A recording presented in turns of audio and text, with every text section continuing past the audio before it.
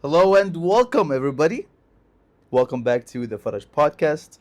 My name is Danny Faraj, and in this episode, a lot to unpack. It's going to be an effective one, pun intended. You'll know what I mean in a bit. This episode will help you determine how determined are you? Are you willing to actually be effective when you're needed? Or are you just doing all the habits that you're doing so you can look cool? Well, today, I'll help you find that out. I'm reading this book called The Effective Executive. And in the book, it talks about, I will paraphrase, it talks about effectiveness. Essentially, how can someone be effective? And the book says there is legitimately no color, size, gender for a leader that is effective. When I say a leader, it can be the leader of your own life. It doesn't have to be some sort of CEO or a manager, right? How can you be effective in your life? Well, we all know in order for us to achieve a goal, we need to put in the action. Now, what we are missing is how effective are the inputs that we're putting. You could do all the cold plunges and all the waking up at 5 in the morning and all the reading 50 books a month routines all you want. But until you actually do actions that directly affect your outputs or your outcome, those are the ones you need to focus on. Let's put this straight to the table. We know for a fact that we cannot control the outcome.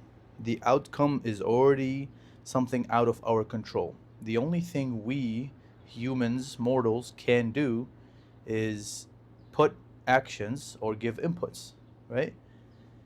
So how can we guarantee an output that we always want, or at least we're always satisfied with? Some people go for quantity. Some others will disregard quantity and will focus on quality. The quality of the work they put in is what they focus on, which means their quantity suffers. Now, how about if there's a beautiful, beautiful world, this one, where you're able to grab the skills of someone of quantity focused alongside with someone with quality focus? Combine them together, and now you have an effective outcome. That's basically a rule of life, in my opinion. I've spent countless amount of hours trying to have routines that are not me. Who am I? Well, it changes over time. You change over time, right? But at the current moment, what is the thing that you need to do in order for you to feel more like you? That is being.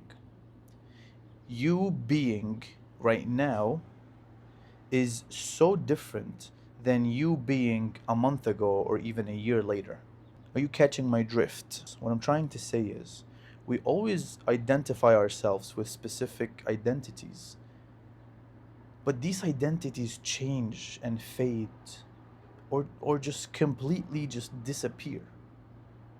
We still hold on to them thinking that those are us.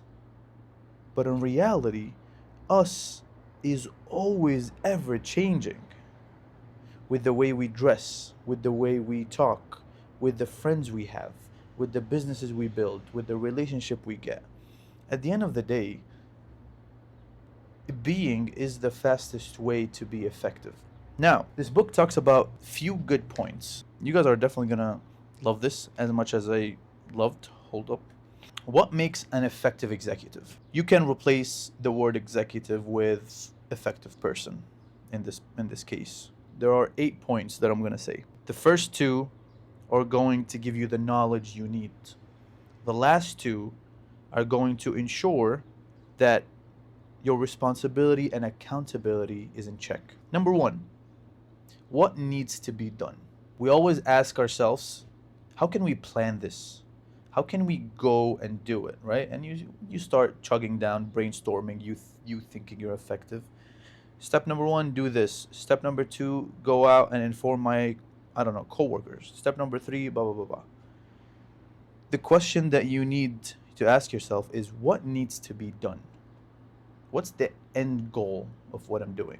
So, in a way, you are reverse engineering your problems. Second question, what is right for my future? And then, after you're able to answer these two questions, you jump into develop action plans based on these first two questions.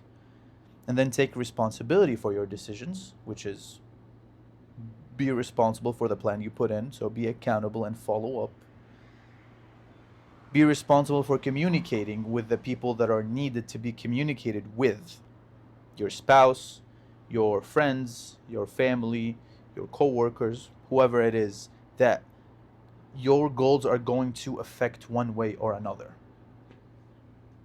Then we jump to focus on opportunities rather than problems. Now, I also noticed that in this book, the author really emphasizes on opportunities rather than problems. Opportunities is what brings new growth. Solving problems is going to only stop the problems from increasing. So, would you rather stop the problems from increasing, or would you rather just improve on the opportunities every single day? Believe it or not, opportunities are always here. So as problems. Problems are always going to be here. Now, the thing about problems is, if you focus on solving them, you just solved one thing. But if you focus on opportunities, think about the number of possibilities you could have with opportunities. I don't want you to misunderstand me, and I'll give you an example. Say you're in a boat in the middle of the ocean. The boat has a hole in it, right?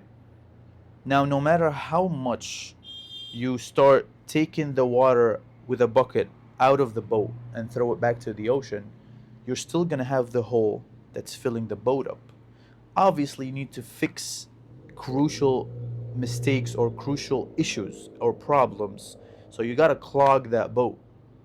However, the little problems, the little teeny weeny things that you don't need to focus on, are the ones you don't need to focus on.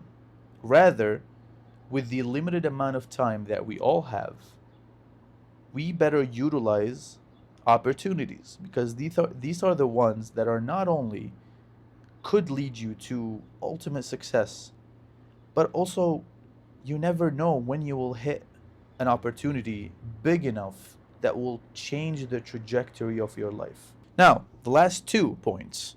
Be productive. Be productive with your work, be productive with your tasks. Meaning, if let's say you allocated an hour and a half for working out. You worked out and you finished your workout in 48 minutes. Are you gonna just wander around the remaining of the time? You're kind of wasting time at that point. You're not being productive. So if you have allocated a specific amount of time to a task, and then you finished that task prior, and you double checked your work, and you still have free time, that free time can be utilized in your next task, rather than just you sitting there and just enjoying the remaining 40 minutes of nothingness or scrolling on your phone.